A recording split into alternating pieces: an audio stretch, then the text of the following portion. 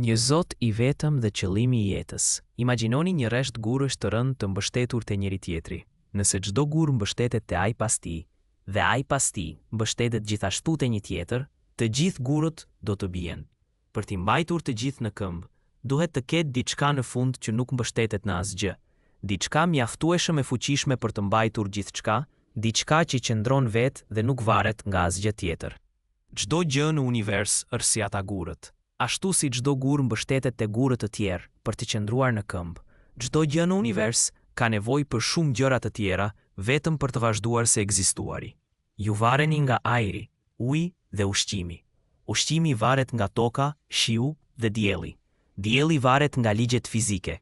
Kudo që shikoni, një gjë varet nga disa gjëra të tjera. Shkenca i përshpruan këto lidhje shumë mirë. Ajo na tregon se si një gjë varet nga një tjetër. Por ajo nuk shpjegon pse i gjithë rreshti i gurëve po qëndron që në fillim.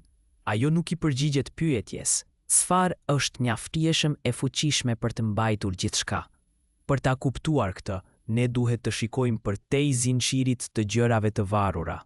Duhet të ketë një qenie që mban gjithçka, por që nuk mbështetet dhe nuk varet nga asgjë tjetër.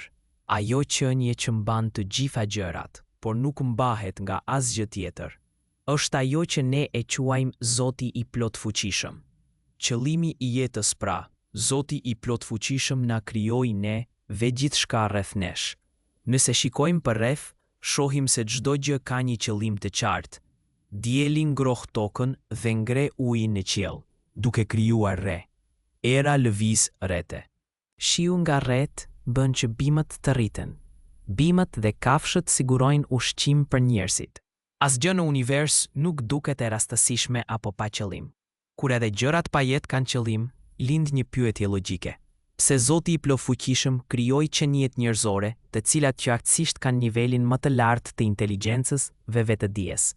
Për t'ju përgjigjur kësaj pyetjeje, Zoti dërgoi profet për t'i përcjell mesazhin e tij njerëzimit. Nga profetët Ademi, Nuhi, Ibrahimi, Musai, Davudi, Sulejmani, Isai dhe Jashai, e deri te i dërguari i fundit, profeti i shenjtë Muhammed. Paqja qoftë mbi të gjithë ata. Çdo profet erdhi me të njëjtin mesazh të qartë. Zoti i krijoi qeniet njerëzore për ta adhuruar dhe për t'ju bindur atij. Dhe kjo jetë është një provë e vazhdueshme e bindjes son ndaj Zotit. Çdo vepër, fjalë, mendim dhe qëllim e ne regjistrohet nga engjëjt. Momenti i vdekjes është kur prova përfundon dhe zbulohen rezultatet. Ata që jetuan me besim te Zoti i plot fuqishëm dhe bën vepra të mira, arrin sukses në xhenet, parajs për gjithmonë. Ata që mohuan dhe refuzuan Zotin e plot fuqishëm, do të vuajnë dënimin e përjetshëm në zjarrin e xhehenemit, ferr. Si e dim të vërtetën, si e dim se profetët erdhën? Ata lan pas libra hynore që i morën nga Zoti.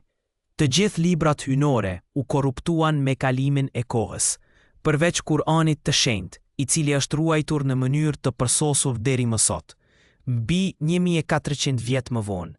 Por si e dim se Kur'ani është vërtet nga Zoti i plot fuqishëm? Le të mendojmë për cilësitë e nevojshme të Zotit.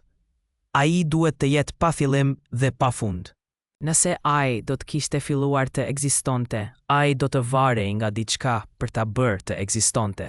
Kështu që ai nuk mund të jetë ajo qenie që nuk varet nga asgjë tjetër. Nëse ai pushon se ekzistuari, atëherë ai nuk mund të jetë qenia nga e cila varet gjithçka, sepse fundi i tij do të nënkuptonte që gjithçka tjetër merr fund. Pra, Zoti nuk ka as fillim dhe as fund. Ai duhet të jetë një. Nëse do të kishte dy krijues, vullneti i njërit do të kufizonte fuqinë e tjetrit, dhe një qenie e kufizuar nuk mund të jetë Zot. Për shembull, nëse njëri krijues donte që dielli të linte dhe tjetri donte që ai të perëndonte, vetëm njëri mund të kishte sukses. Ai që dështon është i pafuqi dhe një qenie e pafuqi nuk mund të jetë Zoti, nga i cili varet gjithçka. Dhe së fundmi, ai nuk mund t'i përngjaj krijimit të tij në asnjë mënyrë. Nëse do ta bënte, ai do të ishte i varur ashtu si ata, dhe ai nuk do të mund të ishte qenia nga e cila varen të gjithë. Tani pjesni veten. Nga të gjithë zotat që njerëzit adhurojnë, cili i plotëson këto kritere logjike? Është Zoti që dërgoi Kuranin e shenjtë. Në kapitullin 109, Allahu thot: thuaj, ai Allahu është një. Allahu është ai që çdo krijese i drejtohet, i mbështetet për çdo nevojë.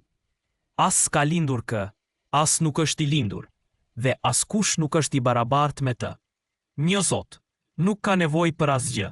Gjithçka ka nevojë për të. I përjetshëm, pa djallë, pa baba, plotësisht i ndryshëm nga krijimi. Pa ortak, pa të barabartë.